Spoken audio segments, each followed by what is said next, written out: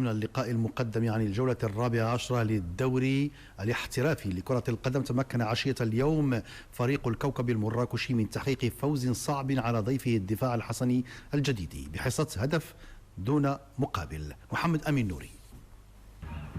مباراة وإن عرفت سيطرة شبه كلية لفريق الكوكب المراكشي، إلا أنها كادت أن تسقط في فخ الرتابة لولا مناوشات مهاجمي الفريق المضيف.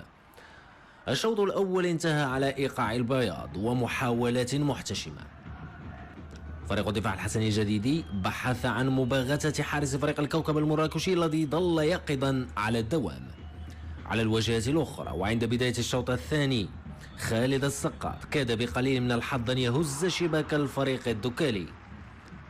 استمر اللقاء ميالا للفريق الأحمر الذي حاول مرارا الوصول إلى مرمى الخصم، ليتأتى ذلك خلال الدقيقة 57 بواسطة إسماعيل كوشان الذي أراد أن يمرر، فاختارت الكرة أن تهتدي إلى الشباك لوحدها. والهدف الأول والوحيد لفريق الكوكب المراكشي، ما سيزيد الوضع سوءا للفريق الجديد طرد اللاعب محمد نور السيد، لتتضاءل فرص الفريق في العودة إلى المباراة التي انتهت بفوز صغير ذو أثر كبير على فريق الكوكب المراكشي. بالورقة الرياضية تنتهي المسائل.